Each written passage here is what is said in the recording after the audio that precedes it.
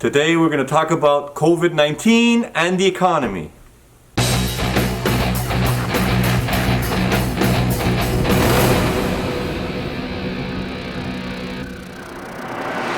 Coronavirus and the economy. Let's first talk about the coronavirus. And a lot of people are freaking out now around the world, and you shouldn't. And the reason why you shouldn't is if you're the type of person who only follows mainstream media, meaning CNN, Fox News, NBC, ABC, CBC, CTV, the list goes on. If you watch that news, you're going to get one side of the story because they're all saying basically the same thing. However, if you're one of those few that do your research on your own and you get from independent media, you're going to see a conflicting side of the story. So what's really going on? Well, I'm going to post some links under this video and check them out because they might make you change your mind about the coronavirus. I'm not saying the coronavirus doesn't kill people. I'm not saying it's not spreading. I'm not saying any of that. But like I said from my other videos, if you're in a court case, you're not going to look at one side. You're not going to look at just the defendant or just the accuser. You're going to look at both sides, and that way you can make up your mind. So I'm going to post some videos under this link. Go check them out. They are very interesting. Make up your own mind. However, a lot of people are still freaking out. Now, some of you are not. Some of you are calm. Some of you know something else is going on behind the scenes. Some of you seen the other videos and made up your mind. Or some of you are just calm. Now, there's calm people and there's people that are anxious right now, freaking out. They're probably just watching mainstream media over and over.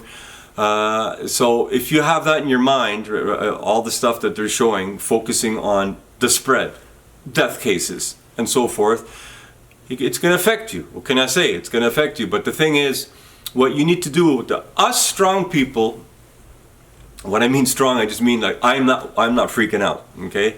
I don't think the coronavirus is as bad as they say it is now. Prove me wrong in 6 months from now or 12 months. I may be wrong. You can always go back to this video, see what I had to, what I'm saying now. I think the virus is it's overblown. But anyways, what I wanted to say before was, as you saw from my previous videos where I showed the evidence, when you think or are in an emotional state, you are sending out vibrations. When you're in a worried state or a frightened state, a fear state, you're sending out those type of vibrations, which affect other people who aren't even watching the news. This is scientific proof, I'm telling you. The people that are rock solid through this, that are calm, they are also sending out calm and rock solid signals, calming the other people, even though those people never met or anything. So there's a lot of consciousness waves being broadcast, always being broadcast continuously, except now there's a lot of negative.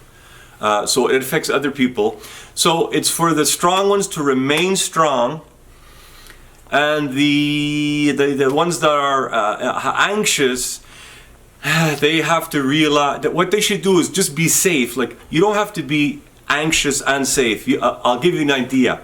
You don't have to freak out. Meaning, let's say I'm going to cross a busy street, right? Now, if I cross a busy street and I don't look if any cars are coming, I can get run over and I could die, right? But I'm sure that when you stand on a busy street, you are not freaking out saying, oh my God, that car's coming, I could die. Oh my God, if that car hits me, I might die, right? You don't do that. Same thing for this. Wash your hands often. Don't touch your face, especially your eyes and nose. Those are the critical areas. Practice that, whatever. Stand 6 feet apart from each other. Being afraid or anxious is not required to be safe. Basically. So just remember that. This is not going to make humanity go extinct. Far from it. Or even, to my opinion, put your life at risk like they're at least saying right now on the news, the mainstream media. CDC, Center of Disease Control, and they are not measuring the coronavirus the same way as they would measure the regular flu or the influenza. There's two ways, they're measuring it two different ways, but we're using the same results from two different types of measurements, of course it's going to look bad. It's going to look completely lopsided. One will look completely different than the other, of course. But if you watch the videos that I posted below this link from Ben Swann, Ben Swann's believe it or not, one of those mainstream media channels. I forgot which one, maybe ABC, NBC, I'm not sure. But he has his own YouTube channel, does his own investigative reporting. Other flus are like this. Let's say, generally, going to the hospital, they take a blood test, whatever. You have this virus, this strain of the flu, of the regular flu, of the influenza. You have that. So they mark it down. One patient came in, okay, he lived. Right? They mark it down. They get stats like this, right? So you come into this is the way the regular flu is done. You come in, you might get a blood test, and then, well, that's the only way they'd know if you get a blood test, and then they'll know that, oh, this guy suffered from whatever, influenza, the regular flu, the seasonal flu. He suffered from that and, oh, he didn't die, or he did die, or whatever. But the thing is, they know, the CDC knows that a lot of people get the flu, but they don't come in and report it. So they have to put that into their equations. Well, they don't have to, but they do. They put it into their equations, and it's called estimated cases. So you have estimated cases and real cases. Then you get a number from the total of estimated and the real cases, or not the real cases, but the estimated cases and the cases that were recorded together, combined. This is for the regular flu. You get a number. But what they're doing now with the COVID-19 is they're only they're only documenting real cases. So in other words, if you come in, you're feeling sick, they check if you have that virus. That's all they're doing. They're not making estimated cases. They're not doing the estimated case like, well, based on this, because they don't really know, to be honest with you, but based on this, this many other people probably got it too, but they didn't come to the hospital. See what I'm trying to say? So one is only cases that are reported. The regular flu is cases that are reported, and they tack on estimated cases. This is estimated. They don't know. They're guessing. So you get a number. You get a number with the regular flu. How many people die from it? They're not doing that with the coronavirus. So don't get so caught up in that. And now, the biggie, the economy, the virus. Mark my words. I could be wrong. I'm not a doctor. I go by what I see in the last few weeks. Reports from mainstream and alternative media. You gotta look at both sides. I formed a conclusion. The coronavirus is gonna come and it's gonna go. Some people that are elderly, have health problems, might die. Like the flu. Not more than the flu. This is my opinion from the research I did. Not more than flu. About the same as the flu. Nonetheless, it's gonna go again. And we're gonna have vaccines and all that. Not that vaccines are good. Well, some of them are okay, but a lot of modern vaccines, they do a test for one day. It's out on the market. Completely crazy. Anyway, so they're gonna have vaccines at one point, right? And plus herd immunity. Humans are going to be immune to it and so forth. So the coronavirus is going to be here and it's going to go, and it won't be a big issue in the future. Most likely, probably won't. But guess what? Economy. Now, anybody who has been paying attention to the economy, what I mean about the economy right now is I'm talking about the stock market. So the stock market crashed big time about a week and a half ago. 2 weeks ago. It crashed big time. Now, what you have to remember, okay, it did a record-breaking drop. The Dow Jones did over 3,000 points, record-breaking drop in one day. Unprecedented, never seen before drop like that on the stock market. Now, the thing you have to remember is this. At the time of the drop, the stock market dropping, there was no bankruptcies yet. There was no unemployment rise yet. That's all coming, right? Unemployment is coming. Bankruptcy declarations are coming. So what I'm saying is the economy is going to get way worse than it is now before it gets better. It probably will. Probably will, because all the other times. But this one, I think, is a doozy. This one is a big one. This one is global. It's all around the world. And I think this one's a big one. I think it's bigger than 1920. The Great Depression of 1920. I think it's bigger than that. We'll see what comes out. If you've been also watching the news, you're on reading news, you know, either watching news or reading it on the internet, you're going to notice a play going on, a play of words. And what the play of words kind of is that the coronavirus is, or the coronavirus caused the economic collapse, the global economic collapse that's happening right now, right in front of your eyes.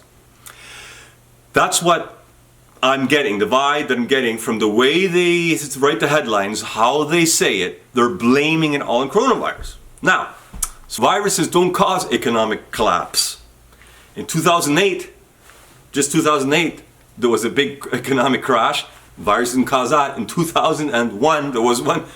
No virus caused that. In the 1980s, the Great Depression didn't cause that. So viruses don't cause it. Now, this time, yes, the virus might have been, or the shutdown of everything, which is, you know, the virus is causing everything to shut down. Yeah, it might have been the needle that popped the balloon, the straw that broke the camel's back, the drop that overflowed the glass of water. Whatever, insert your favorite, you know. It may have been that, but let me tell you one thing, and I'm being very, very, very sincere. If it wasn't for the coronavirus now creating this crash, then even if there was no virus at all, in 6 months from now, or in 12 months, or in a year and a half, or in 2 years, there would have been an even bigger economic crash, global economic crash. So the virus didn't cause the economic crash, but some people are saying that it did. Let's take a look at this. What about this one? See the date? What about this one? What about this? What about this? What about this? What about this? What about this? As you can see, tons of people, economists, even people in the stock market, investors of all sorts, after 2008, since 2009-10, after the recovery, which didn't happen for most of us, happened to the rich people. And the economic collapse happens roughly, on average, around every 7 years, roughly. So it could happen in 2-3 years, every 2-3 years, or it could wait a while, 10 years, 12, and then now it's been 12 years, right, or roughly. So on average, it happens 7 years. So we have to ask yourself, well, what kind of system collapses every 7 years? So why did the stock market go down? Why did it crash like that big time? Well, it's called the free market. Yes, let's all celebrate the free market. Free market means you could buy it if you want or not. You could buy or not buy. You don't have a gun to your head.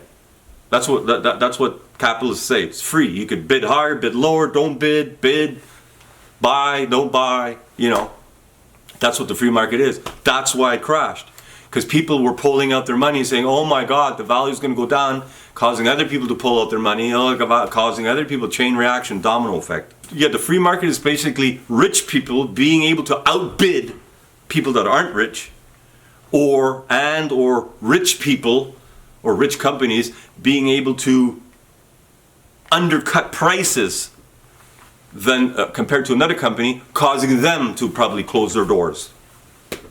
And even if, let's say, viruses or diseases like this, outbreaks like this, cause, you know, it's the virus's fault. No, it's the virus's fault. Okay, well, even if it is, we don't have an economic system to deal with that, as you can see.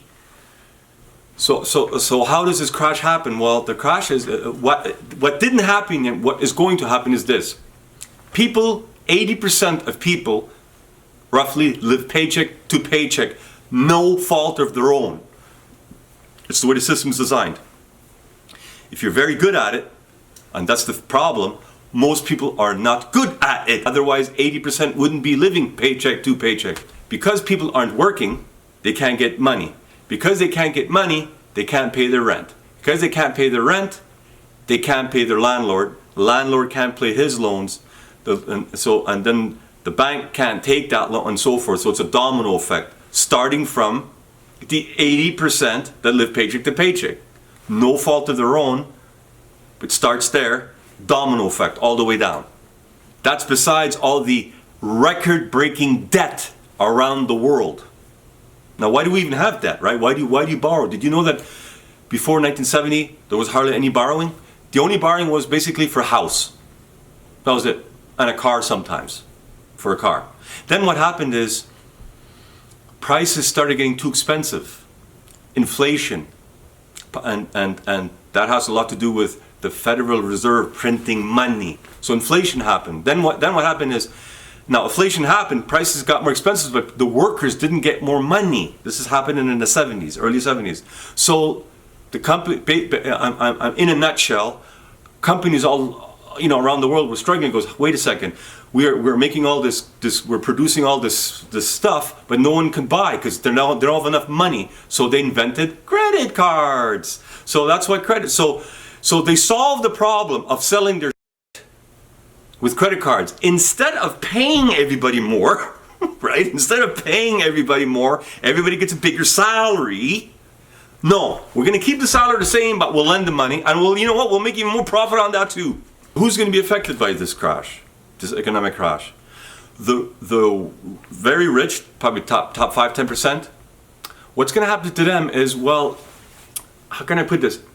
Nothing will happen to them. They're going to have their nice freaking luxurious house. They're going to have their nice luxurious yacht. They're going to have their luxurious cars. Everything's the same.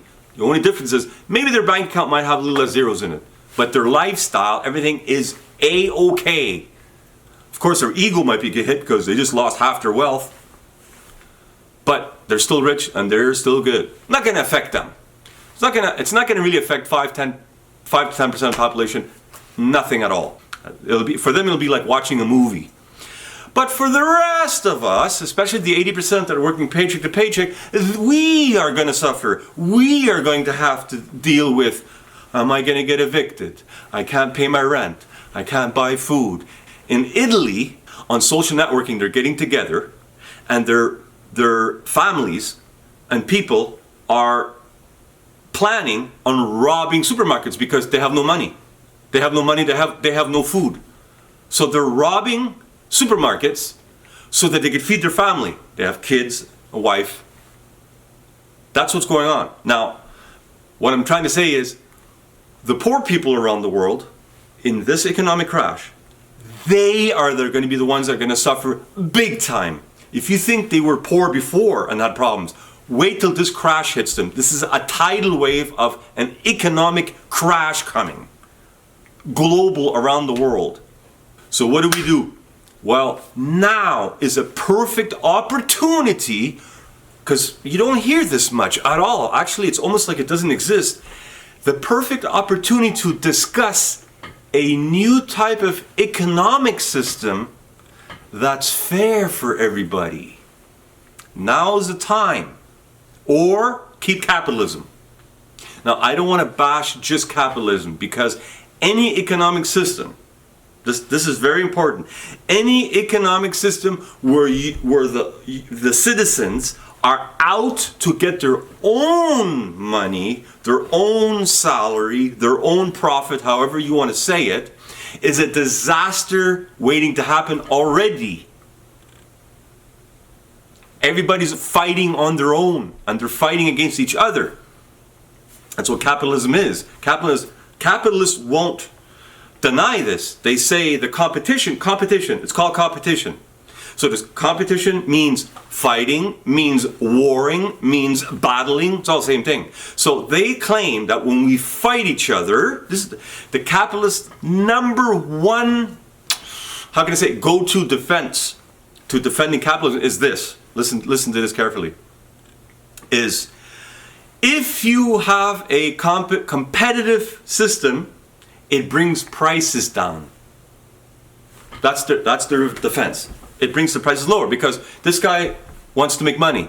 He's going to sell his cookies for $1. But this guy wants to make money too. or he wants to get his cut or whatever. So he's going to sell them at 98 cents. And the other guy goes, oh yeah, I'm going to sell them at 90 cents. Oh yeah, I'm going to sell them at 50 cents. So it brings the price, and you can see how the price gets up. That is true. That is all true. I don't take that away. I don't take that away. However, what happens at the end of the day, not the end of the day, but usually after a certain amount of time, a year, 2 years, the one who was better at it, because there's always a better one and a worse at it, he's going to win. And he's going to put the other guy, the other cookie guy, out of business. Now he has monopoly. He has more control of the thing, of the market. And when you have more control of the market, you can start dictating prices. So basically, that's it. So the capitalists, that's their number one go-to place. Brings prices down. However, what they don't say is about the free market, it also brings prices up. Yeah, because if you're a rich guy and you want to buy a house somewhere, right? You just say, you know, how much is selling that house? 100,000. All right, 100,000. How much is selling that house? $1 million. It's more like it. You know, do you have any other bids? Yeah, someone else. I'll give you more than the other guy. Oh yeah, and then the other. Oh yeah, I'll give you more. I'll give you more. I'll buy it. I'll buy it.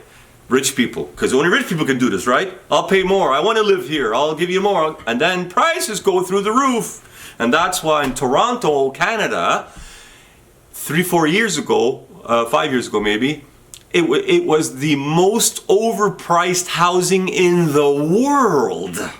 So that's what the free market does too. Now they don't want to say about that price. So it lowers prices and it raises prices depending on what market it is.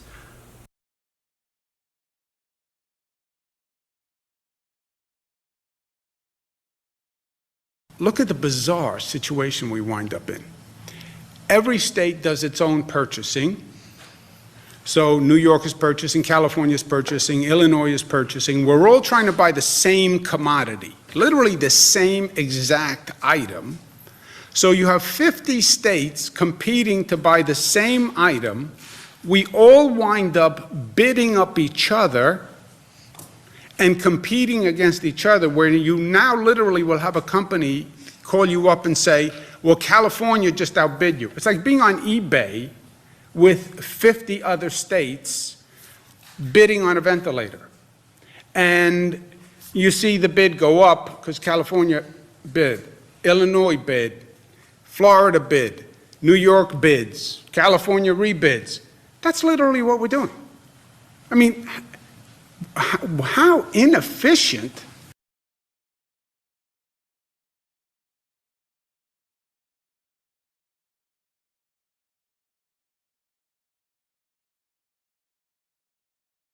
That's number one.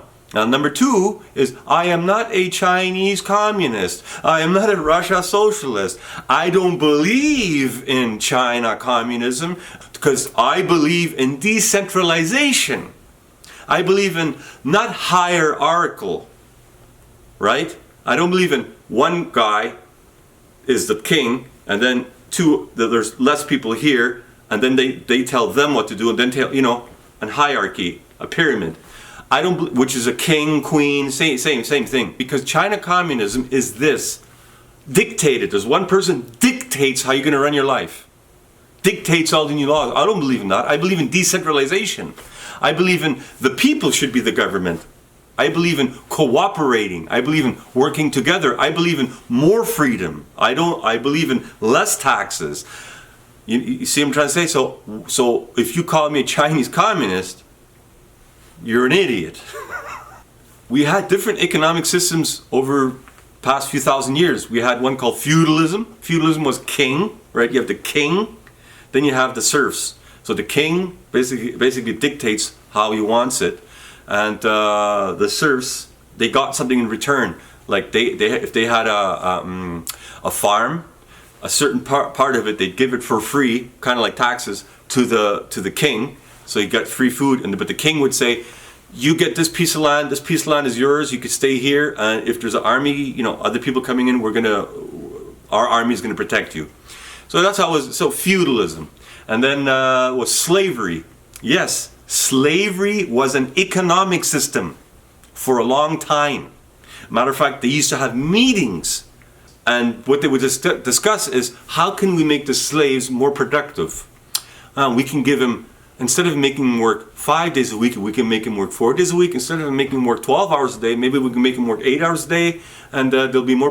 So they were discussing stuff like this, and of course, you know what happens at the end of this story is that the question came out. It was, why do we even have slaves to begin with? Right? It's like the whole thing. We're not going to discuss the quality of life of a slave. We're going to not have slaves at all, right? Because it's absolutely nuts. So that was an economic system, slavery, and it was the law. It was a law. So laws are not automatically ethical or moral, because the concentration camps and all the stuff that happened to Jews was legal. Slavery was legal. It was a legal system. You have a company, you get some slaves, you make it, whatever, make stuff, produce stuff. That was legal. So don't ever mix up. It's legal means it's moral, ethical. That's not true. Have you ever heard of guaranteed income? Guaranteed income was started, I think, years ago. Well, it didn't start yet, but it came out of there, kind of. That's where I first heard of it, Sweden or Finland or something like that. And basically what it is everybody, you get a check every month. So because of that, there's no more unemployment insurance, there's no more old age pension, there's no more this, there's no more that, there's nothing. There's just, you get a check every month. You can still work and make more money. That's what their model is. That's what their guaranteed income is. And the guaranteed income that they were proposing at the time was equal to about $3,800 US, I think. I think from what I remember, around the equivalent was about $3,800 US. So everybody in Finland, or wherever that was, they'd get $3,800 a month from the government. So that thing fixes homeless people, right? You're not going to have homeless people anymore now if you give everybody a check. You're not going to have no more. So bye-bye are those, when you're waiting at the street lights, people begging, right? Or you go downtown, they're sleeping on the sidewalk, right? No fault of their own. They're sleeping on the sidewalk. You're not going to see it anymore. It cures that part, or fixes that part of society. Now, let's go to, believe it or not, UK, the United Kingdom. They're actually mulling over, it's been a couple years, a capped income. Cap it. So you're only allowed to make this much. Cannot make that much. And the reason why that is because people just get too rich, too powerful, then they control everything. They dictate new laws. They make new laws come into play. They decide the future of humanity, because look, let's say Elon Musk, right? Elon Musk, really, he's making electric cars. Yeah, he's making electric cars. Good, I like electric cars. But he didn't have to. He could have said, you know what? I like ostrich farms. And then he would be concentrating everything on ostrich farms. He wouldn't have been making electric cars. So it's basically, if you're rich and powerful, this goes together. If you're really rich, you're really powerful, you can do stuff. What stuff? The stuff that you want to do. Not the stuff that's required by the world, the society. What you want to do. Because everybody's on their own. That's how this system works. Capitalism. You could do what? You get your money in your own way, you could spend it in your own way. That's what that means. But the point of London, I should say the UK, what they want to do there, cap, is they want to cap because they know when someone gets too rich, they just control everything. The cap on a salary will not work, and the way they want to do guaranteed income, that won't work. You gotta have both, because both sides of the spectrum is the problem. The problem lies over here with homeless people that are homeless or poor people. I could even put poor people that work paycheck to paycheck and have a little one-room apartment. Okay, they have to go through life that way. Probably no car either. No form of transportation except public mass transit. So we have this problem over here, poor.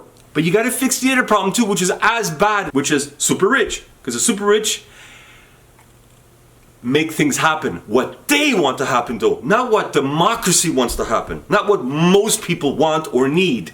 They do what they want to do. And most of the time what they want to do is they want to make sure those laws stay in place so that they can keep making that extra money and keep controlling it. So you got to fix both sides.